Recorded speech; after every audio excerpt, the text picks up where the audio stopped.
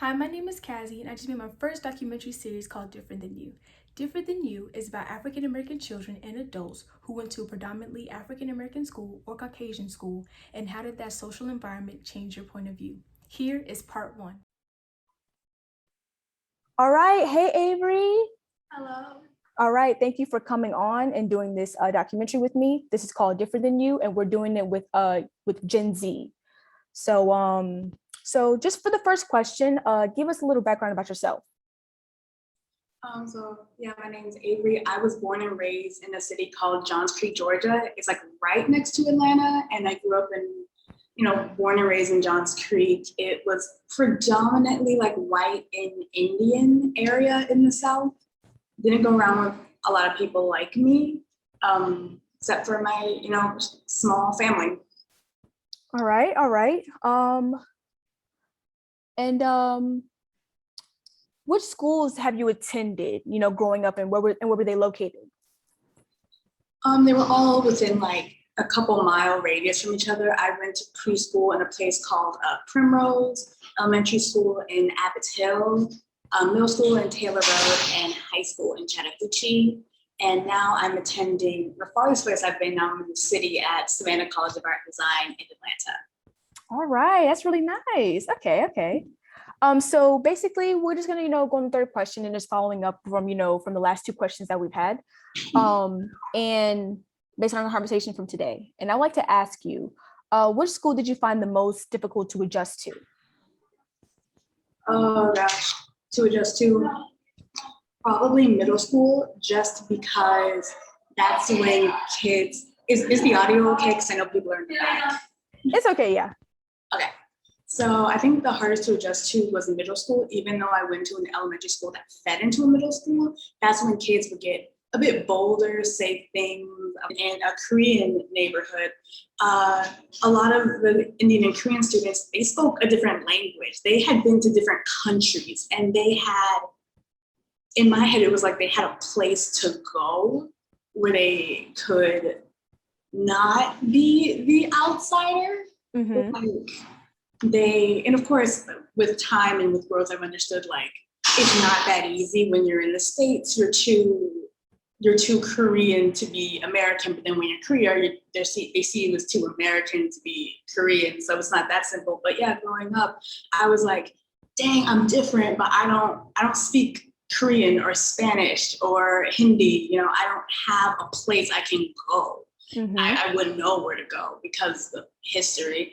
And so that was something I really felt left out at, like, oh, I don't have my own food, and it sucked. Mm-hmm. And that's a way I felt definitely left out, even with other ethnic groups. And yeah.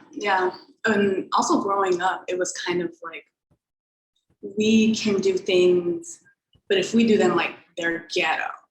If I dye my red, it's ghetto. If I wear hoops, it's ghetto. If I wear long nails, it's ghetto and ratchet. But when, lighter skinned people do it, and that's not just Black people, it is Black people, but it's like brown people, Hispanic people, if we do it, it's trashy. But if other people do it, it's high fashion, experiment, aesthetic.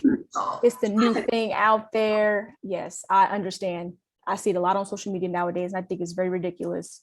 It's just like, just because another race does it doesn't mean that doesn't mean anything. Yeah. Like, it's like that's the seal of approval. Like, oh, now it's in. Now this body is good, and people now it's acceptable. And with that, now that you're older and have experienced it, does it still haunt you, positively or negatively? My experiences, or like who I am? Both. Okay, when it comes to my experiences, there are definitely times I look back and I wish I embraced myself more. I wish I had a more positive place to like go to and escape to sooner. But now that I'm grown up, I'm glad I had those experiences, because it can help me sympathize and empathize with other people that can go through what I go through. And I've also kind of come out the other end, and I'm happier with who I am. I like who I am, and I like that I like who I am. And so it just gives me a broader perspective on how people can see their own identity and their own race. And so what I went through, I don't regret it, but I do feel bad for little Avery sometimes. And then, what was the second part of that question? Does it still haunt you positively or negatively? Not negatively, because I think it's been nothing but like an upward progression of how I viewed my own race and my own culture, and just with education and art and music and contributions and all the intelligence and everything we can do and how that makes it special. You know, how we've thrived in every way because like not because but like despite, it shows how incredible. And you know, it's helped me, that journey, for sure. Okay, that's awesome. That's awesome. How did you process those feelings at the time? Was it through friends, family, journaling? How did I process it at the time? I didn't really confide in anybody. I felt it was kind of almost a little embarrassing because who could relate to it? You know, your parents, both my parents grew up in predominantly, my mother grew up in a more mixed neighborhood. My dad grew up in a predominantly Black neighborhood. And so it was kind of like, they couldn't really get it. And even if they did, it was their parents, you know, they're trying to, everything they say is to make you feel better and to say, hey, look on the bright side, be positive, all these things, never be ashamed of who you are. Sort of, I feel like growing up, I felt like if I said I was embarrassed, they would almost like snap at me, like, no, you're not, there's nothing wrong with you.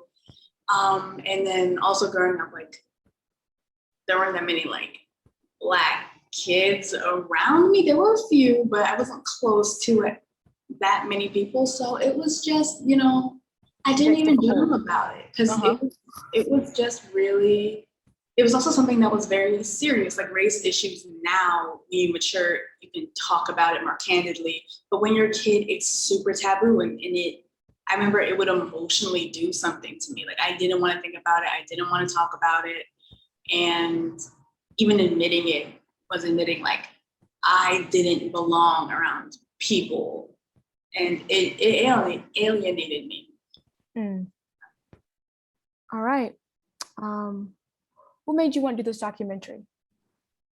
What made me want to do this? I had a lot of faith in the person making it and the that she had. I trusted her a lot, and also, you know, I think, I'm not sure if I have the most to say, but I definitely have an experience in it. I think everyone does. And I'd love to share that. And I'd love to, you know, contribute any way I can to this, you know, narrative, because this is something a lot of people go through that can make you feel a little isolated and feel alone, and you're not at all. All right, thank you, thank you. And for the last question to wrap this up, you know, what advice would you give, you know, specifically to anyone like the viewers, for example, who might be going through the same situation? I would say, what makes you different, makes you special? I know that's kind of My Little Pony, like wrap it up at the end of the 30-minute, you know, kid broadcast, but it's true. You are not limited because of who you are. You're more because of it.